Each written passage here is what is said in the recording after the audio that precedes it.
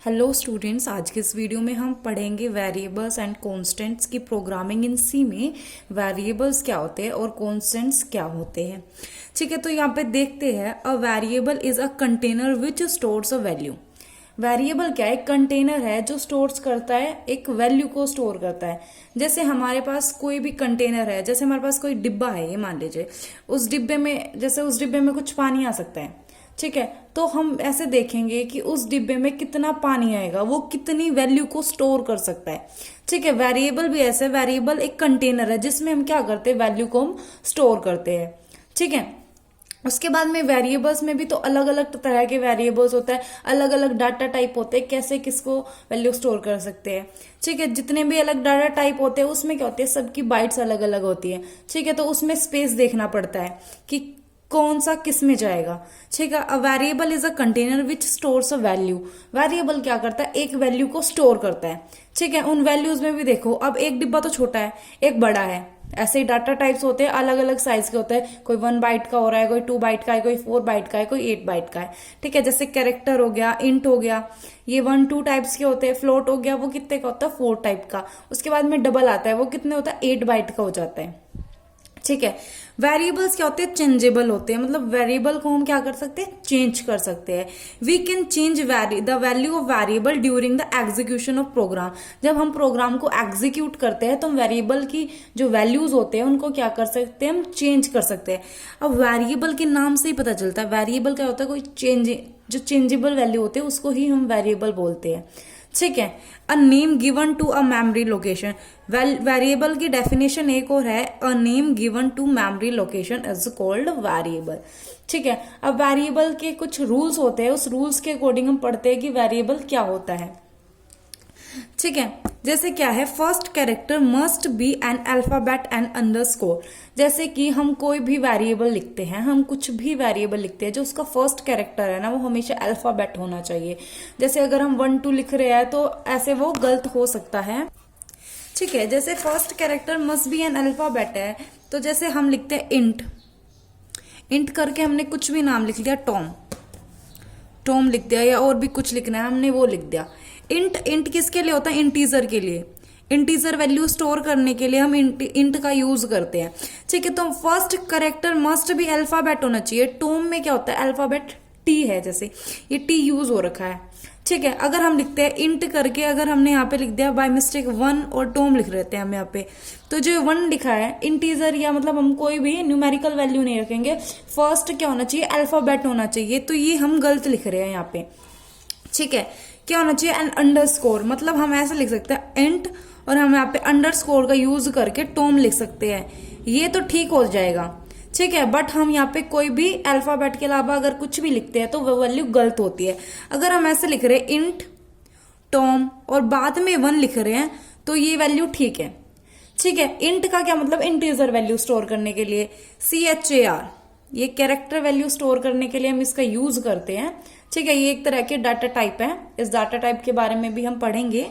ठीक है, यहाँ पे लिख के हमने टॉम लिख दिया। ठीक है, अंडरस्कोर का यूज किया, तो हम क्या करेंगे, जो वेरिएबल्स होंगे ना उसका फर्स्ट वैल्यू या तो अल्फाबेट होना चाहिए या अंडरस्कोर होना चाहिए। ठीक है, हम ऐसे ही लिख सकते हैं। ये हमारी फर्स्ट थी, जो फर्स्ट रूल था इसका, can't start with digit. Digit के साथ स्टार्ट नहीं कर सकते। जैसे हमने यहाँ पे क्या लिख दिया था, 1 लिख दिया था, यहाँ पे हमने 1 लिख दिया था, तो ये 1 लिख दिया तो ये गलत हो गया। ठीक है, रॉन्ग है ये, हम 1 नहीं लिख सकते। हमारी वैल्यू किससे, अल्फाबेट से ही स्टार्ट होनी चाहिए। वेरिएबल्स को हम लिखने के रूल्स होते हैं कंप्यूटर में, कैसे कैसे हम किस रूल को लिखते हैं। ठीक है, अगला क्या है, no special symbol other than underscore allowed. Underscore के अलावा हम कोई भी कुछ भी अलाउड नहीं है, कोई भी हम जैसे कुछ भी हम सिंबल को यूज नहीं कर सकते हैं। ठीक है, no white space and reserved keywords is allowed.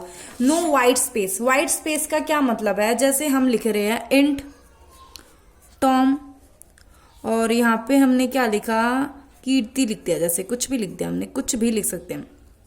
ठीक है, हमने ये लिख दिया यहाँ पे, तो आप यहाँ पे क्या देखेंगे, हमने बीच में क्या लगा दिया, स्पेस लगा दिया, ये स्पेस है, इसको हम क्या बोल रहे हैं पे व्हाइट स्पेस है। व्हाइट स्पेस अगर हम इसको ऐसे लगा रहे हैं तो ये हमारा गलत हो जाता है, व्हाइट स्पेस अलाउड ही नहीं है। हमें कोई भी टर्म है वो साथ साथ लिखनी पड़ेगी। जैसे कि टॉम एंड कीर्ति लिखेंगे तो हम इनको साथ लिखेंगे। हम क्या करेंगे, व्हाइट स्पेस का यूज नहीं करेंगे। व्हाइट स्पेस का अगर हम यूज करते तो गलत है। उसके अलावा में क्या लिखा है, रिजर्व्ड कीवर्ड्स इज अलाउड। हमारे पास बहुत सारे कीवर्ड्स होते हैं, ठीक है, जैसे इंट, कैरेक्टर और डबल हो गया, ऑटो हो गया, मतलब बहुत सारे हमारे पास क्या होते हैं कीवर्ड्स अलाउड होते हैं। हम उन कीवर्ड्स को यूज नहीं कर सकते। जैसे इंट करके यहाँ पे हमने गो लिख दिया तो ये हम नहीं लिख सकते, बिकॉज ये क्या है, एक तरह का कीवर्ड है। तो कीवर्ड क्या होता है, कीवर्ड का कंपाइलर में अलग ही मीनिंग होता है, वो रिजर्व्ड होते हैं, पहले से ही रिजर्व्ड वैल्यू होती है कीवर्ड्स की, तो हम उनको यूज नहीं कर सकते हैं। ठीक है, नेक्स्ट के लेक्चर में पढ़ेंगे तो आपको कीवर्ड्स भी क्लियर हो जाएगा।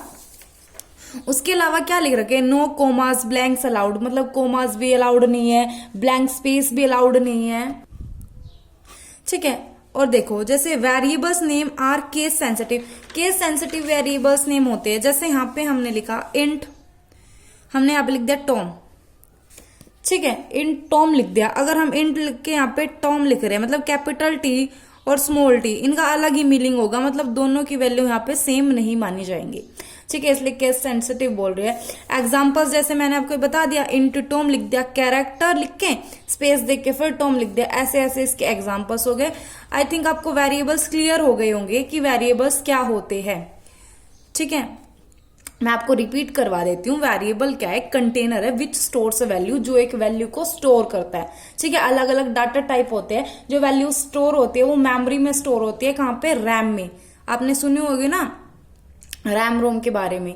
ठीक है, वहां पे स्टोर होता है। हम कंपाइलर को पहले ही बता देते हैं कि भाई हमारा इंटीजर है ऐसे करके, तो उसके लिए हमें वैल्यू स्टोर करवानी है। ठीक है, उसके बाद में हम पढ़ते हैं कॉन्स्टेंट्स। कॉन्स्टेंट्स क्या होते हैं, अब कॉन्स्टेंट्स, वेरिएबल चेंजेबल कॉन्स्टेंट, मतलब जो वैल्यू कॉन्स्टेंट रहती है, मतलब चेंज नहीं होती, अनचेंजेबल बोल सकते हैं। A entity which whose value does not change is called constant। Constants के नाम से ही पता चलता है, जो वैल्यू कॉन्स्टेंट होती है उसको हम कॉन्स्टेंट्स बोल देते हैं। ठीक है, टाइप्स होते हैं कॉन्स्टेंट्स के, character constants, integer constant and real constants. ठीक है, देखो यहाँ पे अब कैरेक्टर कॉन्स्टेंट्स में हम क्या यूज करते हैं। कैरेक्टर कॉन्स्टेंट्स में हो गया A, B, dollar, hashtag, hashtag नहीं, एट द रेट। ठीक है, जैसे A B C D, character constants में हम यूज करते हैं। इनकी वैल्यू चेंजेबल नहीं है, ये जैसे है वैसे की वैसी ही इनकी वैल्यू रहेगी, ऐसे हम चेंज नहीं कर सकते। इंटीजर कॉन्स्टेंट्स में क्या हो जाता है, 4, -1, 7, 39, 50, 100, 200, 201, 203, ऐसे कुछ भी करके जो इंटीजर कॉन्स्टेंट होते हैं ऐसे होते हैं, 1, -1, 7, 39 एंड 50। ठीक है, जो रियल कॉन्स्टेंट्स होते हैं, रियल कॉन्स्टेंट्स में क्या हो जाता है, जैसे माइनस की टर्म भी आ गई, पॉइंट्स की भी टर्म्स आ रही है, 2.6 -32 -32.17.0, ऐसे 1.0 कर लिया, 2 कर लिया, ये सारे कॉन्स्टेंट्स आ जाते हैं रियल कॉन्स्टेंट्स में। ठीक है, तो आज के वीडियो में हमने क्या पढ़ा कि वेरिएबल्स और कॉन्स्टेंट्स क्या होते हैं। वेरिएबल क्या होते हैं, चेंजेबल होते हैं, और जो कॉन्स्टेंट होते हैं उनकी वैल्यू हम चेंज नहीं कर सकते। नेक्स्ट के हम जो वीडियो उसमें हम कीवर्ड्स के बारे में पढ़ेंगे, डाटा टाइप्स के बारे में पढ़ेंगे। आपको समझ आ गया होगा। अगर कोई भी डाउट हो फिर भी तो आप मुझसे पूछ सकते हैं।